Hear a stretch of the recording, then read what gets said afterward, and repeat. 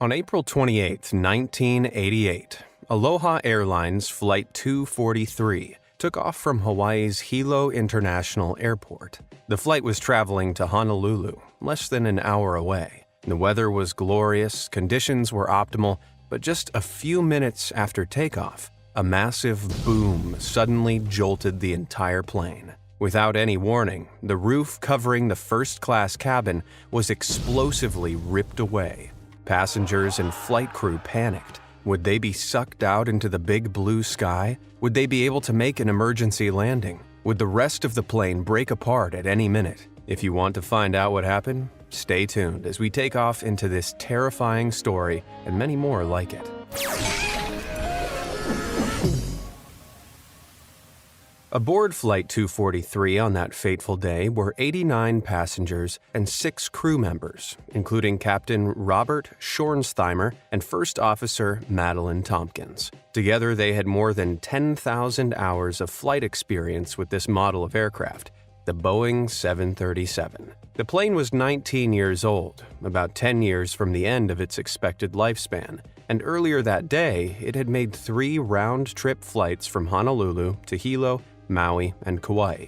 Nothing unusual was noted in the pre-departure inspection, and the plane had recently passed a Boeing service bulletin and an airworthiness directive by 2 separate inspectors. On paper, the aircraft was in top condition and ready to go. However, as one passenger was getting on, she looked out over the boarding bridge and noticed a crack in the aircraft's fuselage, about halfway between the aircraft door and the bridge hood. She assumed the staff must have known about it and so said nothing to any ground crew or personnel. After all pre-flight checks were cleared, the plane took off without incident. The aircraft began its ascent, climbing up further and further with passengers still being shown the seatbelt on signs. As the pilots started leveling off the plane at around 24,000 feet, that's when they heard it. A boom, a huge cacophonous eruption followed by the rushing sound of wind. First Officer Tompkins' head was flung back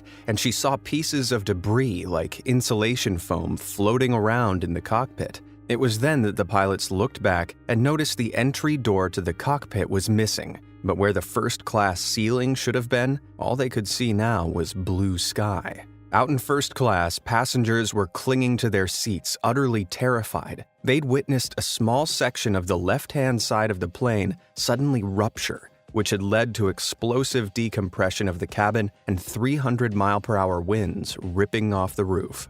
Now, aircraft have cabin air systems that control pressurization, airflow, and temperature. The higher up in the atmosphere a plane flies, the less oxygen there is and the colder it gets. So these systems are critical to ensure passengers don't suffocate or freeze on their flight. When explosive decompression happens, though, these systems stop working, which is why on passenger planes, oxygen masks drop from the ceiling. However, on Flight 243, an 18-foot section of the roof and sides of the plane had been torn off above the passenger's head, along with their oxygen masks. They were, thankfully, still strapped into their seats, but the cabin crew that had been standing there had to cling on to anything they could to prevent being swept off their feet. But tragically, one didn't make it in time. Number 1 attendant, Clarabelle Lansing, was immediately swept out of the hole that appeared in the left side of the aircraft.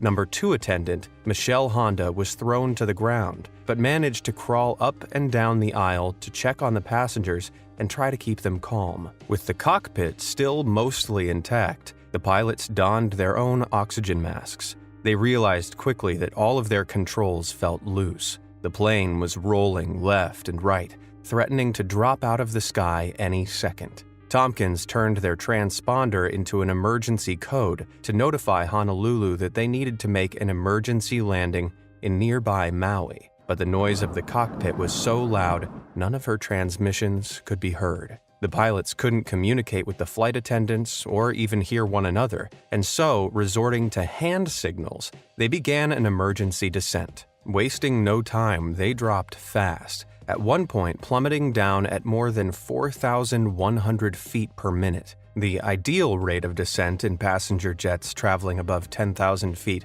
is around 3,000 feet per minute. to prevent a steep or uncontrollable drop. But considering Flight 243's already uncontrollable situation, they just needed to get on the ground as fast as possible. Eventually, they dropped below 14,000 feet. Tompkins was able to reach Maui's emergency channel and requested an emergency landing, along with medical equipment for what she assumed would be a lot of casualties and fatalities. Maui began preparations at Kahului Airport as the passengers in first class began to suffocate from the lack of oxygen. When they made it below 10,000 feet, Captain Schornsteimer slowed the aircraft down in accordance with air traffic control speed limitations. At this height, they could at least breathe and began to gradually turn the plane towards the runway. As he slowed down to 170 knots, about 195 miles per hour, he noticed the plane became less responsive. To land, he needed to be going at least 130 knots, around 50 miles per hour slower, but he had no choice. It was either slow down and lose control of the plane in the air or make it to the runway and risk crashing in a super speedy landing. A breakneck 170 knots it was. He ordered Tompkins to lower the landing gear. The main gear light flashed green, but one extension light wasn't green. The nose gear wasn't down. They manually overrode the computer to drop it, but the light refused to illuminate. They tried it one more time and pulled the override handle down, but the light still wasn't on. Usually they'd be able to check if it was down through a viewer, but it was blocked, and instead of wasting time trying to clear it, the captain insisted on landing the plane immediately. If he was wrong, and the front landing gear wasn't actually down, they were going to hit the tarmac at almost 200 miles per hour without anything to stabilize the front of the plane. It'd be a guaranteed crash, but they had no choice but to pray. Thankfully, those landing gear indicator lights turned out to be malfunctioning. The nose gear was indeed down, and 13 minutes after the explosive decompression, Schornsteimer and Tompkins hit the runway and successfully landed. What greeted the emergency services at Kahului Airport made everyone's jaws drop. The plane had been ripped open like a can of sardines. Of the 89 passengers and crew, 65 of them were injured, 8 seriously and 1, Carabel Lansing, fatally. The plane, too, was damaged beyond repair. Now, last I checked, passenger jets like this aren't meant to turn into convertibles. So what on earth happened here? Well, typically, the fuselage skin of a plane is around 2.5 millimeters thick, so about the same thickness as 2 credit cards. It's made up of sheet metal, which, on the Boeing 737s, were made in panels about 4 meters long and 2 meters wide. To attach them together, holes are drilled into the edges, and they're joined by a series of rivets. Obviously, the skin is weaker at these overlapped joints, which is where the investigators began to suspect the original hole had appeared. They then interviewed the passenger who claimed she'd seen a crack in the fuselage before takeoff. The area she pointed out was the exact same area investigators believed the original hole appeared before the high winds ripped off the rest of the roof. So how had not one, but 2 separate inspectors missed this crack? It turned out, to keep the cost of inspecting older Boeing aircraft down, the Federal Aviation Administration only made fuselage inspections mandatory along the 2 most critical joints. Inspections of the other joints fell to the discretion of each airline. Despite the aircraft having operated for 35,496 hours, or 4 years, in a salty and highly corrosive oversea environment, Aloha Airlines hadn't thought it necessary to inspect every last joint. It was this combination of maintenance complacency that ultimately led to Flight 243's terrifying ordeal. It was such a catastrophic failure of maintenance standards that U.S. regulators overhauled the inspection process of all older aircraft in their service. The Airworthiness Assurance Task Force was established. Mandatory corrosion control programs were developed, and if a defect was found on one plane, an entire fleet reinspection could be ordered. It was a huge, expensive undertaking, but one that was too late for Clarabelle Lansing. Sadly, her body was never found, but it could have been worse. were it not for the incredibly brave actions of the crew. They were rightfully hailed as heroes. However, they wouldn't be the last crew to live through something so scary because of bad maintenance practices. Before we take a look at another incredible story that I'd argue is even more shocking, be sure to hit those like and subscribe buttons down below. All done? Then brace yourself, because I promise you're not going to believe this next story. British Airways Flight 5390. On June 10, 1990, a British Airways flight traveling from Birmingham to Malaga set off with 81 passengers and 6 crew on board a BAC-111 aircraft. Co-pilot Alastair Aitchison and Captain Timothy Lancaster were experienced airmen who'd clocked up almost 2,200 hours of flight time on BA-111s and had no issues during takeoff. At 17,000 feet, they loosened their belts and informed the cabin crew they could prepare for meal service. Air steward Nigel Ogden entered the cockpit 27 minutes into the flight to ask what the pilots wanted for breakfast. But then, without any warning, the unimaginable happened. 2 of the left-hand side cockpit windscreen panels suddenly blew out, and rapid decompression rocked the plane. Every loose object that wasn't strapped down was sent hurtling through the cockpit, including Captain Lancaster. His body was horrifyingly sucked out of the plane head first, but his feet were caught on the control column. The explosion had also ripped the cockpit door off its hinges and smashed it into the center console, blocking essential instruments. Because the captain's feet had dragged the control column forward, the plane's autopilot disconnected, and the aircraft dropped down into a nosedive. Without a second to lose, Air Steward Ogden leapt forward and grabbed the captain's waist, just in time to stop him from being pulled all the way out. As the pressure equalized, the wind began roaring back in, causing a tornado of debris in the cockpit and pinning Captain Lancaster against the top of the fuselage. Ogden held onto the captain for dear life, but co-pilot Aitchison couldn't reach the essential controls. As the plane dived down, he sent out a mayday call, but over the roaring wind he couldn't tell if the controllers had heard him. The plane began to plummet through some of the busiest airspace in the country. 2 more flight attendants fought their way into the cockpit, grabbing onto the captain and stamping on the door to unblock the essential systems. By this point, Ogden was suffering from a lack of oxygen, frostbite from the freezing 350-mile-per-hour winds, and felt like his arms were about to be ripped off. Unable to hold the captain any longer, the 2 other air stewards grabbed hold of the captain's feet. As they did, the co-pilot regained control of the plane and pulled up to make a slower descent. Captain Lancaster's body began to slide down to the left of the plane, leaving his face plastered against the window. Inside the cockpit, everyone's heart sank. He didn't look like he'd made it. They briefly contemplated letting his body go, but Ogden shot the idea down immediately on principle. There was also a chance that he'd be sucked into one of the engines, potentially bringing the entire plane down. Then, Aitchison began the unenviable task of bringing down a 2-pilot jet all by himself. The charts and checklists had also been blown out of the cockpit. It just couldn't get any worse. He managed to contact air traffic control, who directed him to Southampton Airport, an airport he was completely unfamiliar with. Relying on the controller alone, without his charts, checklists, or captain, he guided the aircraft down and somehow made a safe emergency landing. The 81 passengers, having seen their lives flash before their eyes, disembarked without a single reported injury, though it wasn't such a happy story for Captain Lancaster. He'd been battered against the outside of the plane in temperatures as low as minus 1.4 degrees Fahrenheit for 20 minutes. There was no hope for his survival. And yet, as the paramedics removed his body, he opened his eyes. He was alive. Despite his ordeal, he suffered little more than frostbite, a few bruises, and a couple of minor fractures. After a brief stint in the hospital, he returned to service just 5 months later. It was, in a word, miraculous. Now, I'm no aviation expert, but I'm pretty sure jet plane windscreens aren't meant to pop out like that.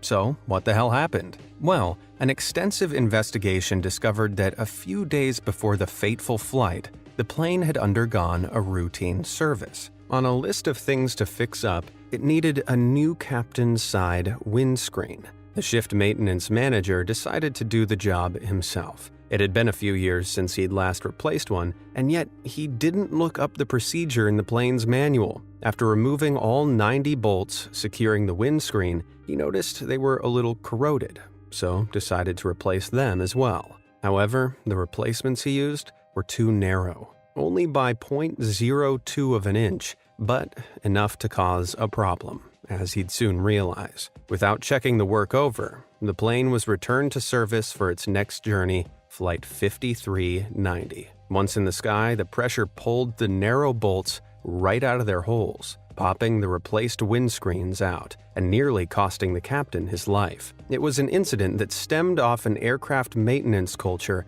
of getting the job done on time, which relied on quick judgment calls and disregarded basic safety violations. As a result of the investigation's findings, sweeping changes were made to the way British Airways maintenance engineers worked. Shift managers were no longer allowed to self-certify their own work. Engineers were to receive periodic retraining, and all were required to recertify their qualifications every few years. This would ensure any unsafe habits picked up were quickly dropped, and that all pilots would be safe knowing that they'd be flying inside their plane instead of on top of it from now on. Delta Flight 1425. It's not just explosive or rapid decompression that can have pilots scrambling to make an emergency landing. On June 8, 2019, Delta Airlines Flight 1425 took off from Atlanta Hartsfield-Jackson International Airport, heading for Baltimore with 148 passengers on board. The 1.5-hour trip took place daily on Delta's McDonnell Douglas MD-88 aircraft, usually without incident, but not today. Shortly after takeoff, a number of passengers heard a loud boom. At first, they thought it might be turbulence, but then they began to smell something odd. It was smoke. Not the kind you smell from a cigarette, but the strong, scary kind from burning metal, and it was slowly filling the cabin. Flight attendants worked quickly to keep all passengers calm and informed the captain. That's when the plane suddenly slowed down. It began to get hot, and the air circulation cut off. It was then that passenger Logan Webb looked out their window and saw this.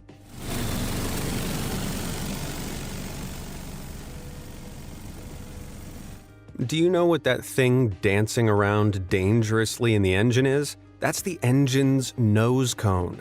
Somehow, mid-flight, it detached from the central shaft of the plane's engine and was rattling around against the fan blades. And that exposed red-hot center doesn't look too good either. The passengers were told to prepare for an emergency landing, and miraculously, the plane safely landed in Raleigh, North Carolina. No passengers or crew were injured, and they were all safely transferred onto another flight. The airline initially said that they made the emergency landing because of a possible issue with one of the engines. Possible issue? I'm no pilot, but I'm pretty sure that seeing a nose cone detach like that mid-flight is a definite issue.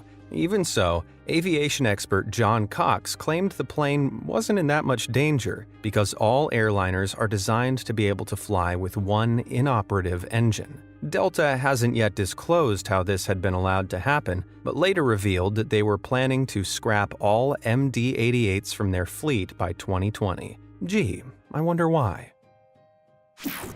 Flybe Flight 1284. Making a rough landing in a large passenger jet with hundreds of other people on board seems pretty scary, but on smaller planes, it's another level of fear. And anyone who was on board Flybe Flight 1284 on February 23, 2017, will probably agree. The flight, which had taken off from Edinburgh, Scotland, and was landing at Schiphol, Amsterdam, was a Dash 8 turboprop-powered plane. So no jet engines with cones that fall off here. Though that wasn't the problem with this flight. After a delay of 90 minutes at takeoff due to bad weather, the plane and its 59 passengers and 6 crew finally had the landing strip in sight. But it turned out to be one heck of a bumpy ride.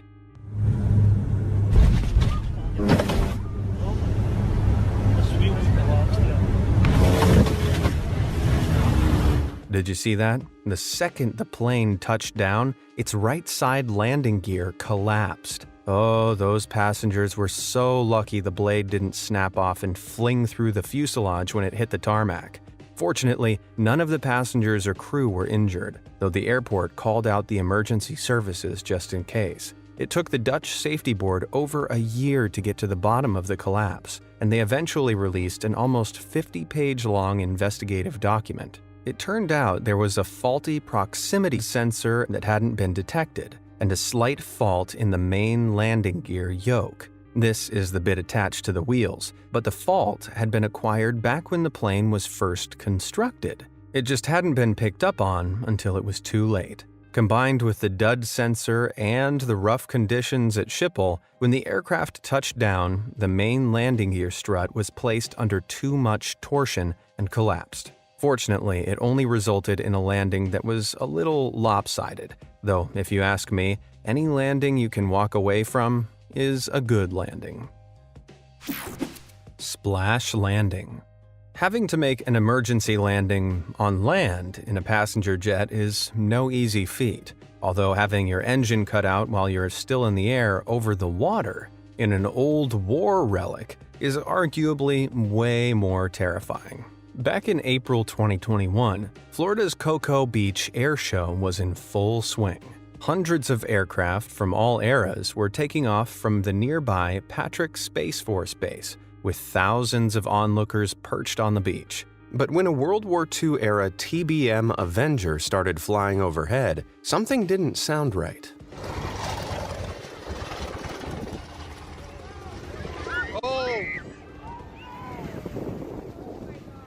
The single-engine plane suffered a sudden mechanical function in its lone engine, forcing it to splash land in the water. Miraculously, no one paddling in the water was hit, and landing luckily in the shallows meant the pilot was at no risk of drowning. They got out okay, but the plane wasn't so fortunate. It was removed from the beach and towed back to the base for what experts estimate to be years of repairs. Better the plane than the pilot, if you ask me.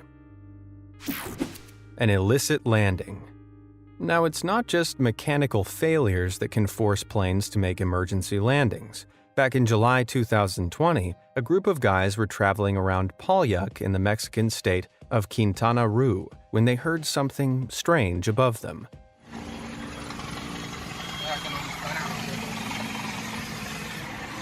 A helicopter?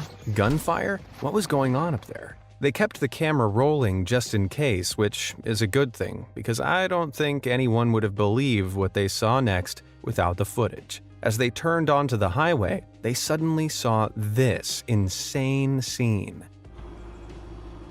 Son balazos, güey, ahí adentro. Son balazos, güey.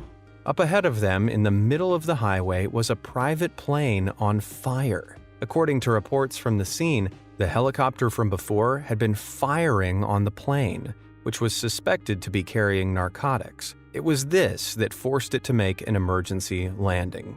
Once it landed on the highway, the plane's occupants set fire to the multi-million-dollar aircraft before getting into a nearby truck and fleeing. Mexico's Ministry of Defense later claimed that they found the truck abandoned with more than 200 kilos of what they believed to be, naughty salt scattered in and around it. That's about $60 million worth of the stuff. Hoo boy, these guys must have been in a real hurry to leave so much of it behind. But why would they set fire to the plane? Were they trying to make it look like they'd crash-landed? Maybe burn any evidence? What do you think? Let me know down in the comments. Small plane, big highway. When you're driving down the highway, there are some things you really don't want to see. Roadwork ahead signs, a slow hauler trying to overtake another equally slow hauler, a plane landing in moving traffic. Wait, what was that last one? Back in April 2020, Mathieu Leclerc was traveling down the busy Highway 40 in Quebec, Canada, when he spotted a light aircraft traveling dangerously low above him. It was a little odd, but he definitely didn't expect what happened next.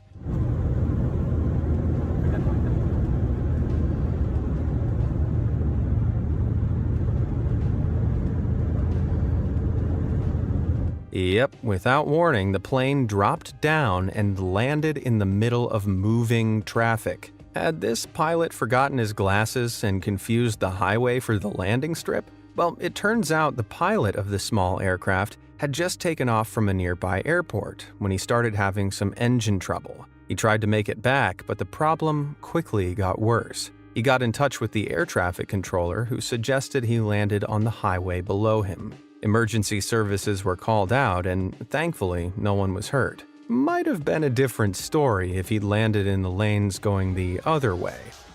Well, if you didn't have a fear of flying before, I bet you do now. Which of these emergency landings did you think was the most dramatic? And have you ever been involved in one yourself? Let me know down in the comments below, and thanks for watching.